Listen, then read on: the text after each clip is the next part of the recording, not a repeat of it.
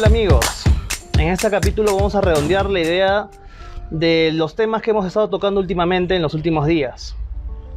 Estamos en un claro gobierno de las muchedumbres, de los manifestantes, de personas que salen a las calles, que no son representativos, son algunos pocos miles, pero salen, hacen disturbios, queman llantas, arrojan piedras. Últimamente hemos recibido las imágenes lamentables de Ica, en donde un grupo de trabajadores, supuestamente trabajadores, pero lo que yo veo son delincuentes, han tomado la carretera. Y delincuentes, ¿por qué? Porque tomar una carretera y paralizar el tráfico de vehículos es un delito. Allí afectas a la sociedad civil, afectas el transporte de mercancías, paras a economías, paras a actividades. Entonces eso sí se configura en un delito, pero aparentemente ellos están del lado de la ley porque ellos se sienten frustrados, porque sus reclamos son justos. Y entonces los que mandan en el país son ciertos grupitos bien organizados que tienen que manifestarse con un grado de violencia tal para que tengan la atención de los medios de comunicación y de esa forma justificar su molestia. Sin embargo, se deja de lado que estos grupos, estas personas que tienen nombre y apellido, están incurriendo en faltas graves. En capítulos anteriores habíamos citado a David Hume, que en su tratado de la naturaleza humana, él describe la importancia de los derechos de propiedad, que sin derechos de propiedad no existiría una sociedad tal y como la conocemos. Antes habíamos citado también el libro del engaño populista de Axel Kaiser y de Gloria Álvarez, en donde ellos, en una parte de su libro, la cual hemos extraído para compartírselos a ustedes, muestran un análisis del pensamiento y de la filosofía de Antonio Gramsci, y cómo desde esa idea, desde esa concepción de la hegemonía cultural que él maneja como estrategia para llegar al poder, ha sido utilizada en el entorno peruano, en la política peruana, para que una cúpula se haga del poder mediante el uso intensivo de las redes sociales y la compra de alguna parte de la prensa, de la más influyente. Entonces todo se va configurando desde lo político y hemos visto cómo ha aterrizado hasta lo económico.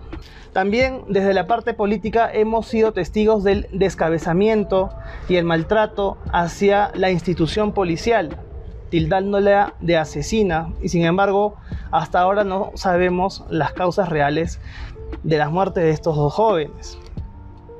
Hemos sido testigos también de los disturbios a mediados de noviembre, saqueos, destrucción y daño a la propiedad privada, o casualidad solamente en una parte de Lima, ni siquiera ha sido en todo el Perú. Los esfuerzos se han focalizado en una zona en específico y dejó el saldo de dos jóvenes fallecidos, que por allí se vocea que no eran trigo limpio, tenían antecedentes hasta penales. Y bueno, la sociedad los ha endiosado y los ha puesto en un altar. Así estamos como sociedad. Hemos sido testigos de este daño a la propiedad pública y privada, de estos saqueos y agresión a efectivos policiales. Y ahora en Ica, como lo mencioné hace un momento, se configura esta idea del buen salvaje, que fue muy bien escrito por Carlos Rangel por los años 80, de cómo se transita esta idea del buen salvaje que es reivindicador, que trata de luchar contra los españoles opresores, y se convierten ahora en buenos revolucionarios.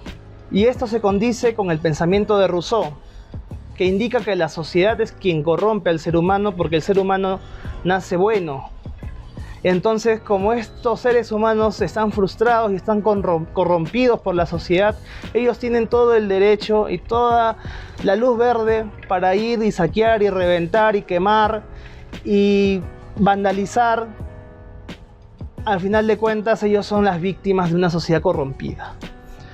Bien, César, he tratado de dar toda una introducción de lo que hemos hablado en los últimos capítulos en Té de Tíos, y todo ya se está formando el rompecabezas. Desde lo político, primero, la asunción al poder de esta clase comunista de izquierdas, progresista, como sea que lo quieran llamar, son simplemente nombres que ellos van cambiando para no acordarnos de las desgracias que han hecho en la historia de la humanidad. Ya llegaron al poder político y ahora están metiéndose en la parte económica. Sí, lo mencionas y bien que hayas hecho ese correlato de eventos que está sucediendo en el país. Hay veces hay que mencionar que los actos delincuenciales son a la vista y son permitidos, y es más, aquella institución, como lo indicabas, llamada a poner el orden, a cuidar, a salvaguardar la propiedad pública y privada, ahora está diezmada, no solamente en su actuación, sino también en su moral. Efectivamente, están entrando en este proceso a la etapa de cómo hacemos para que la institución económica del país sienta el golpe de estas ideas revolucionarias de la izquierda gramsciana, ¿no? Esta no es la primera vez.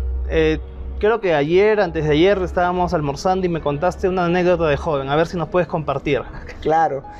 Estamos hablando más o menos de 1977, 78, en la época del gobierno revolucionario de Juan Velasco Alvarado, comunista, en donde en su régimen se implementó una figura que se llamaba la comunidad industrial, sindicato en donde a través de la comunidad industrial los trabajadores eran parte, dueños de las empresas. Y los trabajadores siempre exigían duramente, a través de marchas, cierre, huelgas, que les aumenten los salarios, los sueldos, porque ellos merecían más. En algún momento, en una empresa en la carretera central de Lima, creo que fue Lancaster, hicieron una huelga de tal magnitud y tal irracionalidad que al cabo de 5 meses esa empresa tuvo que cerrar sus oficinas.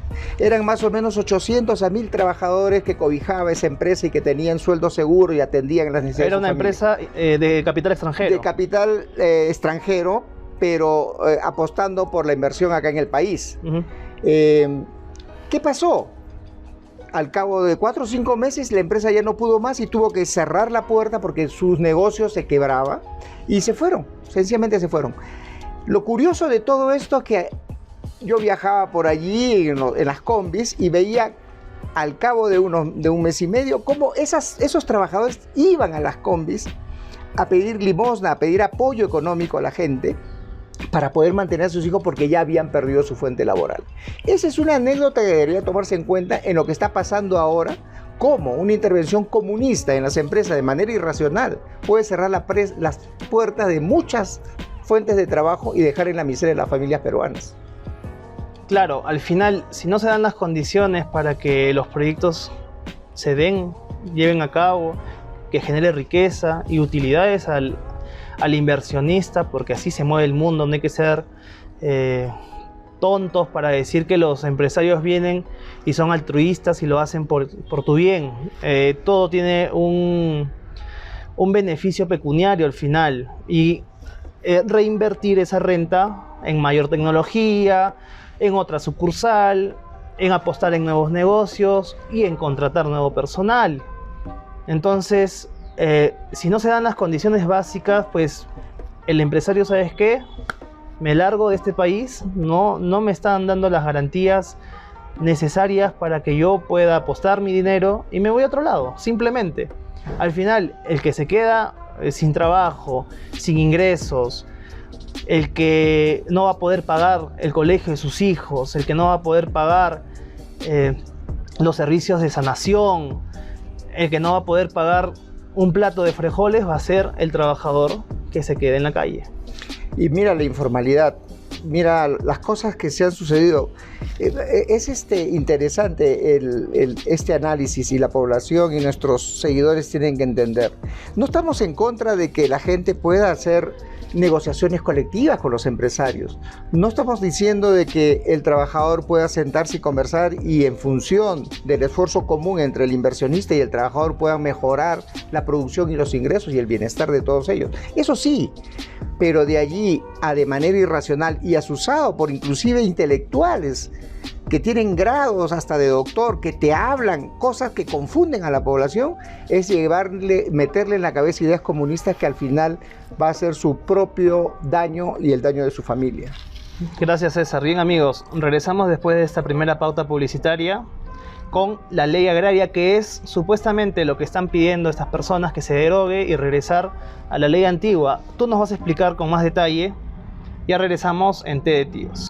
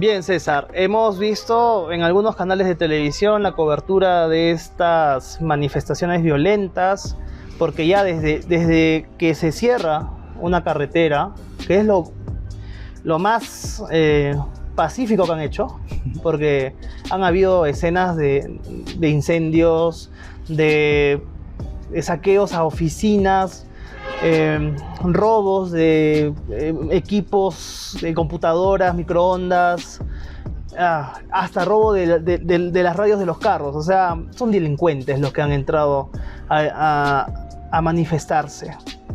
Son delincuentes. Estamos en una autocracia clara, porque la muchedumbre se agrupan 40, 50 personas y hacen lo que quieren, y la policía está atada de manos, está con la moral caída. Yo me imagino que el policía de a pie está deprimido, está avergonzado, sin culpa, o está claramente sorprendido de cómo una población que lo aplaudía, que le tenía el mayor respeto en época de pandemia, se ha pasado al otro bando y ahora lo repudia. Pero en fin, estamos en una autocracia clara. ¿Qué es la ley agraria que tanto reclaman estos grupos? Hay una ley de promoción agraria que se dictó en octubre del 2000, suscrito por Alberto Fujimori. Y esta ley lo que buscaba es promover que las personas naturales o jurídicas inviertan dinero en actividades agropecuarias, y sobre todo para impulsar la agroexportación. Y fundamentalmente esta ley abarca todo el país, pero se concentra en los principales nichos productores de zonas de agroexportación, como es Ica, como es Piura, como es La Libertad. Zonas específicas y potenciales. No, pero en sí ya. En términos concretos, ¿qué están reclamando ellos? Lo que pasa es de que esta ley de promoción agraria tiene que ser renovada porque tiene plazos. Una ley de promoción siempre tiene, esto va a ser hasta el 2010. En el año pasado, 2019, Martín Vizcarra amplía y modifica esta ley. Ya. Donde básicamente mejora las condiciones del trabajador sujeto a esta ley de promoción agraria. Me está diciendo que Vizcarra hizo algo bueno. Te estoy diciendo que la ley que pone un decreto de urgencia todavía, 043, decreto de urgencia del 2019. Pero es una rareza. Es una rareza, ¿por qué? Porque... No, es una rareza que haya hecho algo bueno. Sin embargo, mejora para los trabajadores. O sea, ni se puede decir que esta ley atenta contra los trabajadores. Si antes los trabajadores tenían una remuneración mínima vital de 450, como fue cuando se inició esta ley de promoción agraria, ahora estaba sobre los 930, y de allí le daban algunos beneficios adicionales para que el trabajador pueda verse protegido, dada la naturaleza de la actividad agropecuaria. Totalmente distinta al régimen natural del trabajo general. Sí, el régimen general se llama. Porque la actividad agrícola pues tiene sus estaciones de producción, de para, de cosecha. Bueno, tú lo sabes mejor. Entonces... Sí, una agroindustria tiene una estructura administrativa que es permanente, pero tiene fundamentalmente trabajos de campo de manera temporal de acuerdo a la característica del cultivo. O sea, tú no puedes tener, digamos, 200 campesinos trabajando las chacras durante los 12 meses del año, porque así no funciona la agricultura. Hay una época donde necesitas más mano de obra, que es en la época de la siembra.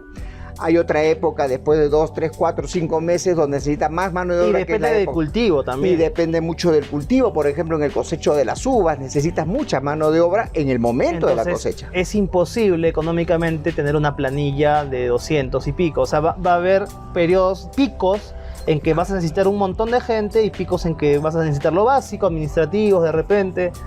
Y lógicamente, por ejemplo, y lo que mencionas es cierto, hay cultivos que son muy delicados. La uva, por ejemplo, tú no puedes cosechar con 50 trabajadores 20 hectáreas porque sencillamente te vas a demorar tanto tiempo que la uva se empieza a malograr en planta. Tienes que meterle mucha gente para que esa cosecha sea en una semana o 2 semanas. Entonces, esta ley no reconoce pues estos pagos de gratificaciones, o sea, como normalmente está establecido, ¿no? Se reconoce todo. No, pero digamos como normalmente está establecido. Si tú eres un trabajador de una fábrica en la ciudad, tú vas a recibir tu remuneración, vas a recibir tu CTS de acuerdo a un calendario, vas a recibir tus vacaciones como te corresponde, ¿no es cierto? Porque estás trabajando de manera continua. Pero digamos, fiestas patrias y Navidad. Son cuentas distintas, si se quiere decir. O sea, me pagaron mi gratificación. De mi sueldo 930, 950, ponle 1000 para redondear. Este es mi sueldo mensual, y me da mi gratificación. Ese es en el régimen normal. En este caso se aglomera todo en una jornada. Exacto. En un jornal. En una remuneración diaria que le llaman. Es un jornal. El término que tú has empleado es el correcto. Entonces, como yo sé que te voy a contratar una semana o 2 semanas, y te tengo que cumplir mis obligaciones laborales contigo, en esa remuneración diaria yo le estoy incluyendo no solamente el básico, sino le estoy la proporción del CTS, la proporción de las festividades, las gratificaciones de Navidad y fiestas patrias. Encima le estoy dando seguridad social en lo que corresponde al tiempo que está trabajando. Claro. O sea, es una buena ley. Es una ley que se ajusta a una característica. No está para nada justificado que estos disturbios tienen el origen en que es una ley abusiva. Puede haber abuso, pero no por causa de la ley. Puede haber abuso por causa del empresario en sí. O sea, ya individualízalo. Claro. El empresario XYZ de tal agroindustria es un abusivo. Pero para eso están las instituciones públicas, para eso está la SUNAFIL del Ministerio de Trabajo, para eso hay el Ministerio de Agricultura, que también tiene que ver. Ellos son los que tienen que hacer su chamba para velar porque se cumpla lo que la ley establece. Pero la ley en sí no. La ley en sí... Es que es lo mismo que cuando vimos a mediados de noviembre. Las personas protestaban por cosas muy genéricas, muy gaseosas, no habían nombres y apellidos. Por ejemplo, este Congreso no me representa, o Congreso golpista, ¿quién hizo el golpe? O sea, dame el nombre y el apellido por quién estás reclamando. Claro. Si es corrupto, dame el nombre del corrupto. Pero no, a la institución, y en este caso a la ley, que se cambie la ley, patear el tablero, y que al final, si estamos hablando solamente de la ley agraria, ¿no? O sea, de una actividad económica, pero esto va a ser un efecto de bola de nieve que va a ir arrastrando las demás actividades económicas. Yo creo que estamos empezando recién con estas manifestaciones. Exacto. Imagínate que salga, no sé, pues el sindicato de la mina tal. La cierran. El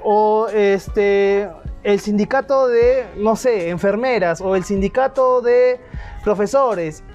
Entonces se va a tener la sensación de que nuestro marco constitucional, que nuestra Carta Magna está por las puras. Y creo yo que van a jugar por cambiar todo de raíz. Sí. Pero dame un segundo que vamos con esta segunda tanda publicitaria y regresamos con los comentarios de César. Estudio Jurídico Guevara y Guevara, del Dr. Santos Guevara, especialista en Derecho Procesal Constitucional. habeas corpus, habeas data, acción de amparo, acción de cumplimiento y especialista en Derecho Procesal Penal. Encuéntralo en el Jirón Apurímac número 694, oficina 101, Cajamarca. Llamar a los teléfonos que aparecen en pantalla o escribir al correo electrónico. Entonces, amigos, estamos en Oclocracia. Cualquiera puede con su manchito de amigos salir a hacer lo que se les pegue en gana. La policía no te va a tocar, porque claro, la policía es asesina o es abusiva en la represión. Entonces puedes hacer lo que se te pegue la gana. Si estás descontento con tu jefe, puedes reventarle la casa si quieres. Estamos en un... No es democracia esto. O sea, el poder ya es para la turba. Sí. El poder la encapsulan aquellos que pueden mover las masas.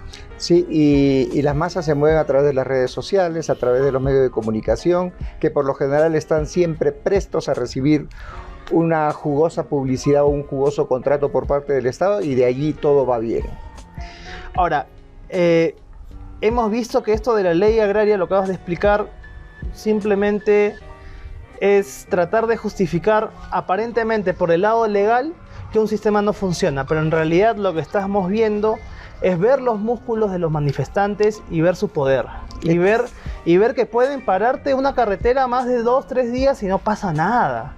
Exacto, ese es el tema. O sea, sobre ese manto sagrado de los derechos laborales, que creo que todos los debemos respetar, se justifican acciones del tipo que estamos presenciando en las noticias nacionales.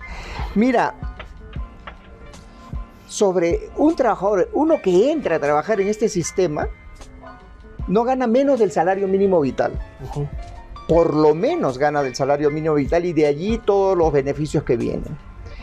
Pero en el promedio de los trabajadores, en realidad no están ganando los 930 soles más sus beneficios. Están ganando en promedio 1.500 soles cada trabajador en el sector agropecuario por esta ley, con todos sus beneficios sociales. Entonces no estamos hablando de que si tú te pones a ver aquí en Cajamarca, a ver qué agricultor gana 500 soles, 400 soles. Pero justamente es eso. Se ha ido a petardear una economía regional que es la iqueña. Exacto. Que tiene pleno empleo, que como mencionas, los trabajadores están bien pagados o por encima del promedio nacional. Y si ellos reclaman, los incentivos para que reclamen las personas que les pagan menos van a ser mayores. O sea, los incentivos de que un campesino cajamarquino que tiene menos que perder por salir a marchar van a ser mayores. Va a ser más fácil convocarlos a los que les va peor. Sí. Muchos de los que trabajan en las zonas, en estas agroindustrias, que son trabajos en muchos casos temporales, bajan de su actividad agrícola en las zonas altas del sur del país. Estamos hablando de Huancavelica, de Abancay, bajan a trabajar en estas temporadas. Esos señores que tienen sus chacritas no ganan ni 300 ni 400 soles en promedio al mes del trabajo que ellos hacen en su propia parcela. No tienen a un jefe que reclamarle un salario mínimo. Claro. No existe eso, porque la mayoría, aquí en Cajamarca, la mayoría trabaja su propia chacra. ¿Tú crees que gana 300, 400 soles al mes? No gana esa cantidad de plata. Pero si va a Cartavio, si va a Casagrande a trabajar, que son agroindustrias, seguramente va a exigir que le paguen su salario mínimo, dentro de esta lógica de la ley de promoción agraria. Entonces, esa contradicción consolida lo que estamos pensando. Esta es una justificación. A ver, a lo que voy es que si una de las regiones más paradas del país está reclamando esto, pues va a ser una caja de resonancia para el resto del país para que reclame por mucho menos. Exacto. Entonces ya empieza... Es como Chile. O sea, en Chile se reclamaba un montón de cosas pese a ser la lumbrera de América Latina, y se logró tumbar un sistema económico que funcionaba bien. Ahora, esa es la lógica. Si Chile, que está acá, arriba, que es top, ha logrado tumbarse su sistema económico porque dice que es ineficiente, entonces para los demás países pues la cancha está libre para reclamar lo que sea. Definitivamente Ica, en el Perú, en el caso del Perú concretamente, es el departamento que más ha surgido por la agroindustria y la agroexportación.